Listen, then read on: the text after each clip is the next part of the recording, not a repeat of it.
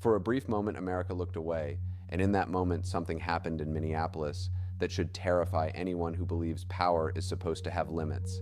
A man was shot by federal immigration agents, not at the border, not during a chase through the desert, not in a war zone, but outside a residential building in a quiet American city in front of witnesses who are still trying to understand how a routine enforcement operation turned into gunfire. At first, officials said very little, just a few carefully chosen words. An altercation. Officer safety. Threat neutralized. But buried inside those phrases was a reality far more disturbing. A Venezuelan man lay bleeding after being shot by federal immigration agents, and the circumstances around that shooting raised a question Washington does not want people asking.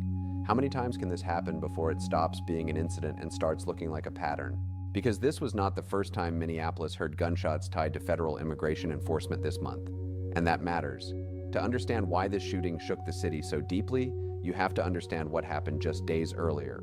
Before the Venezuelan man was shot, Minneapolis was already on edge. The city was still reeling from the killing of Renee Good, a local woman who died after being shot by a federal agent during a separate immigration operation. That case triggered protests, national outrage, and political backlash. It put federal enforcement under a microscope, it put agents on edge, and it pushed the city into a pressure cooker. What makes the latest shooting even more disturbing is that it happened after all of that, after the protests, after the warnings, after everyone involved knew tensions were already dangerously high, and yet another shot was fired. According to federal officials, the incident unfolded during an enforcement action in North Minneapolis. Agents attempted to detain multiple individuals. One man fled. They say he resisted. They say there was a threat. They say the agent had no choice. One shot was fired, and the Venezuelan man was hit in the leg and taken to the hospital. That is the official version, clean, controlled, and designed to close the story before it even opens. But witnesses tell a different story. Neighbors described chaos. They described shouting. They described agents chasing people through a residential area. They described a man trying to get inside a building. Some say he was trying to shut a door. Others say he was confused. Others say he panicked. What they agree on is this: he was not armed. He was not threatening anyone with a weapon. And yet a gun was drawn and a trigger was pulled. Once that trigger was pulled, everything changed. Because this story stops being about one man and starts being about power.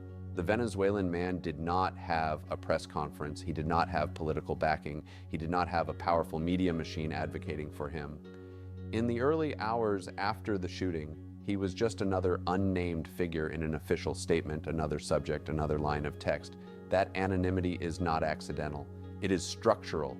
When force is used against people without status, without citizenship, and without influence, the system assumes silence will follow. The assumption is that fear will take care of the rest. This time, it did not. Community members began sharing videos. Advocates demanded answers. Reporters started asking the question officials hoped would never be asked. Why was deadly force used in a situation that appears chaotic at best and uncontrolled at worst? That question became unavoidable when people connected the dots. Two shootings, same city, same federal agency, days apart.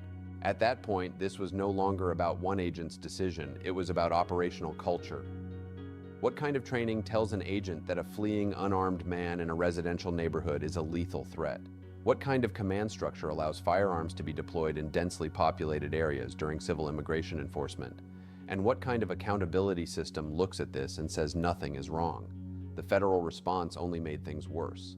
Instead of pausing operations, enforcement continued. Instead of transparency, there were delays. Instead of independent review, there were internal statements defending agent conduct. And instead of acknowledging fear, officials leaned into law and order rhetoric. That language matters because when people hear law and order after a shooting, they hear justification, not accountability. In Minneapolis, that perception hit hard. This is a city with memory, a city that understands how quickly isolated incidents turn into symbols of something much larger. People were not willing to accept reassurances anymore. Protests reignited not just about Renee Good, not just about the Venezuelan man, but about the entire enforcement framework that brought armed federal agents into already fragile neighborhoods. The truth is uncomfortable. This shooting did not happen in a vacuum. It happened in a political climate where enforcement is being pushed harder and faster with less tolerance for friction. It happened at a time when agencies are under pressure to produce results, arrests, numbers, visibility.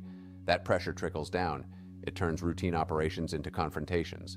It turns hesitation into escalation. And it turns human beings into risks rather than people. The Venezuelan man survived, but survival is not justice. He was hospitalized, his family demanded answers. Lawyers demanded footage, advocates demanded transparency. And slowly, the story began to surface.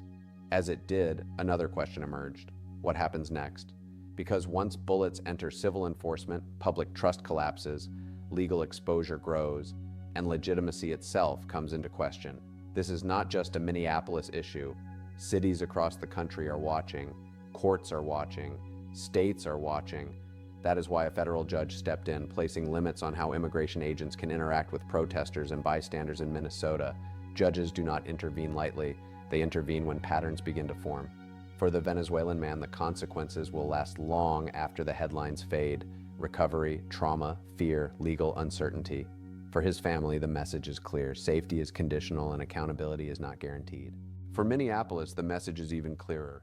Federal power can arrive without warning, operate with weapons, and leave behind blood and unanswered questions.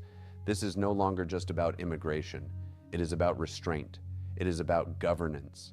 It is about whether authority understands the difference between control and force. Because when authority relies on the gun, it stops being authority. It becomes fear.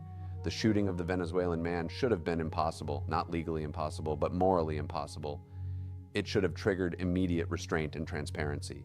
Instead, it triggered excuses.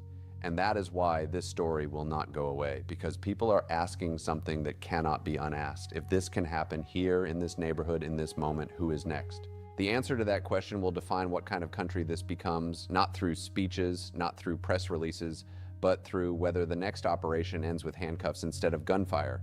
Because once the line between enforcement and violence blurs, it does not easily return, and Minneapolis knows that better than anyone. This story is still developing, and we will continue tracking every update, every legal move, and every official response as it unfolds. If you want real context instead of headlines, make sure you are subscribed, drop a like if you found this breakdown valuable, and share this video so more people understand what is really happening. This is Union Journalism. Stay informed.